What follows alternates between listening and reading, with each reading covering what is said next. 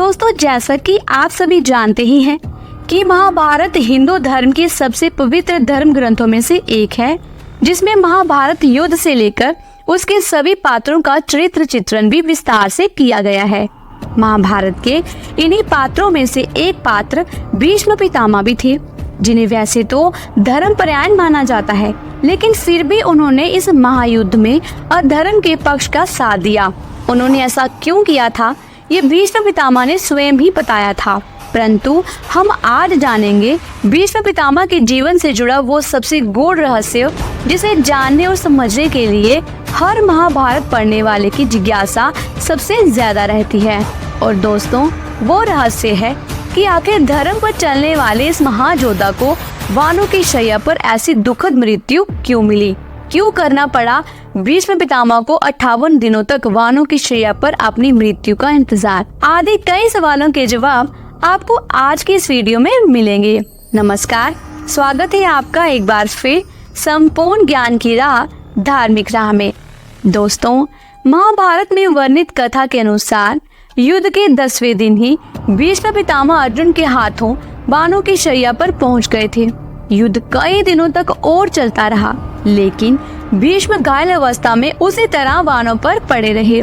फिर युद्ध समाप्ति के 10 दिन बाद पांडवों सहित श्री कृष्ण जी पितामह भीष्म से आशीर्वाद लेने पहुंचे। श्री कृष्ण जी को देख भीष्म पितामह ने उनसे पूछा, हे वासुदेव, कृपा कर मुझे बताएं कि मेरे कौन से कर्म का फल है जो मैं इस तरह से वानों की शैया पर पड़ा हुआ हूँ। पितामह के इन प्रश्नों को सुनकर पहले तो मधुसूदन मुस्कुराए और फिर उन्हीं से प्रश्न करने लगे, पितामह, क्या आपको अपने पूर्व जन्मों का ज्ञान है? इस पर पितामह ने उत्तर दिया, हाँ है।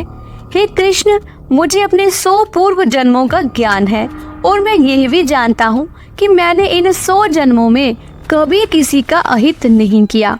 यह सुनकर भगवान श्री कृष्ण फिर मुस्कुराए और बोले, पितामह, आपने बिल्कुल सही कहा कि आपने 100 जन्मों में कभी किसी को कष्ट नहीं दिया, लेकिन 101 में पूर्व जन्म में जो आपको याद नहीं, इस जन्म की ही तरह आपने तब भी एक राजवंश में जन्म लिया था। उस जन्म में जब आप युवराज थे, तब एक बार आप शिकार करने की इच्छा से एक वन से दूसरे वन यात्रा किया करते थे। ऐसे ही एक दिन जब आप एक वन से गुजर रहे थे, तब आपके रास्ते में एक सर्प आ गया था। तब आपने बिना कुछ सोचे समझे उसे अपने रास्ते से हटा दिया, परंतु दुर्भाग्यवश वो सांप कांटों की झाड़ियों में जा फंसा और वो जितना निगलने की कोशिश करता, उतने ही कांटे उसकी पीठ में चुभ जाते। और इस प्रकार उसने कहा कि हे भगवान, जिस तरह से मैं तड़प तड़प कर मृत्यु को प्राप्त हुआ हूँ, ठीक ऐसी ही मृत्यु मुझे इस हाल में पहुंचाने वाले युवराज की भी होगी। परंतु पितामह, आपके पुण्य कर्म ऐसे थे कि आपका पुनर्जन्म बारंबार राज परिवारों में ही होता रहा और उसका श्राप अब तक यथार्थ नहीं हो पाया। इस जन्म में हस्तिनापुर की राजसभा में सबके सामने द्रौपदी का चीरहरण होता रहा और आप मूक दर्शक बनकर देखते रहे, जबकि आप चाहते तो वे अत्याचार होने से रोक सकते थे। आप सक्षम थे, लेकिन फिर भी आपने दुर्योधन और दुशासन को नहीं रोका। पितामह, इसी कारण आपके सारे पुण्य कर्म क्षीण हो गए और उसका श्राप आप पर लागू हो गया। इसलिए हे गंगा पुत्र, जिस अवस्था में आप आज तड़प रहे हैं, ये आपके 100 जन्म पूर्व के इस कर्म का ही फल है। इस मृत्यु लोक में जन्म लेने वाले प्रत्येक मनुष्य को अपने कर्मों का फल कभी ना कभी भोगना ही पड़ता है। याद रखें कि प्रकृति सर्वोपरि है और इसका न्याय आज नहीं तो कल होकर ही रहता है। इसलिए पृथ्वी पर निवास करने वाले प्रत्येक प्राणी व जीव जंतु को जो भी भोगना पड़ता है, वो उसे अपने ही कर्मों के अनुसार मिलता है। दोस्तों, आगे की वीडियो और भी इंटरेस्टिंग होने वाली है, इसलिए वीडियो को पूरा जरूर देखिएगा। और अगर वीडियो अच्छी लगी तो वीडियो को लाइक करें, शेयर करें और अगर अभी तक चैनल को सब्सक्राइब नहीं किया है तो चैनल को सब्सक्राइब करें। दोस्तों, इससे ये होगा कि हमें ऐसी और धार्मिक वीडियोस बनाने के लिए प्रोत्साहन मिलता है।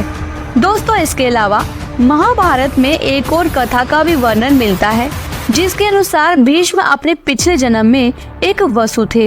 इन 8 वसु भाइयों में से एक गयु नामक वसु ने एक बार वशिष्ठ ऋषि की कामधेनु नाम की दिव्य गाय का हरण कर लिया, जिससे क्रोधित होकर वशिष्ठ ऋषि ने 8 वसुओं को मनुष्य योनि में जन्म लेने का श्राप दे दिया। ऋषि के श्राप से घबराकर वसुओं ने महर्षि वशिष्ठ जी से क्षमा याचना की, जिस पर महर्षि वशिष्ठ ने कहा कि गयु को छोड़कर सारे अन्य वसु जन्म लेने के तुरंत बाद श्राप से मुक्त हो जाएंगे, लेकिन गयु को अपनी करनी का फल जीवन भर भोगना होगा। इसी गयु ने अपने अगले जन्म में गंगा की कोख से देवव्रत के रूप में जन्म लिया और देवव्रत ही आगे चलकर अपनी भीष्म प्रतिज्ञा के कारण भीष्म कहलाए। दोस्तों, ऐसा भी माना जाता है कि प्रतिज्ञा लेने के बाद भीष्म ने हस्तिनापुर की गद्दी पर कुरुवंश का शासन बरकरार रखने के लिए कई तरह के अपराध किए थे, जो शासन के लिए तो आवश्यक थे, परंतु धर्मपरायण भीष्म पितामह के चरित्र के अनुरूप कदापि नहीं थे। उदाहरण के तौर पर सत्यवती के कहने पर ही भीष्म ने काशी नरेश की 3 पुत्रियों अम्बा, अम्बालिका और अंबिका का अपहरण किया था। बाद में अम्बा को छोड़कर अम्बालिका और अंबिका का विवाह उन्होंने सत्यवती के पुत्र विचित्रवीर्य से करवा दिया था। गांधारी और उनके पिता सुबल की इच्छा के विरुद्ध भीष्म ने धृतराष्ट्र का विवाह गांधारी से करवाया था। इसी के बाद गांधारी ने अपने नेत्रों पर कपड़े की पट्टी बांध दी थी।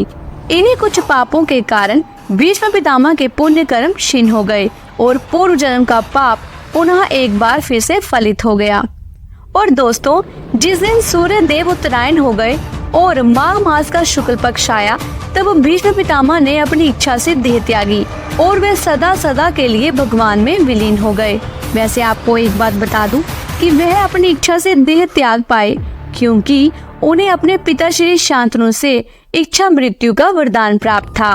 दोस्तों, आज की इस वीडियो में बस इतना ही। उम्मीद करती हूँ कि आप भी समझ गए होंगे कि भीष्म पितामह को बाणों की शैया पर ऐसी मृत्यु क्यों मिली। दोस्तों, अगर आज की दी हुई जानकारी आपको अच्छी लगी हो तो वीडियो को लाइक करें, शेयर करें और चैनल को सब्सक्राइब करके बेल आइकन के बटन को जरूर प्रेस कीजिएगा। इससे ये होगा कि जो भी नई वीडियो मैं अपलोड करूंगी उसकी नोटिफिकेशन आपको मिल जाएगी। जल्दी मिलती हूँ एक नई धार्मिक भरी वीडियो के साथ। देखते रहिए धार्मिक राह।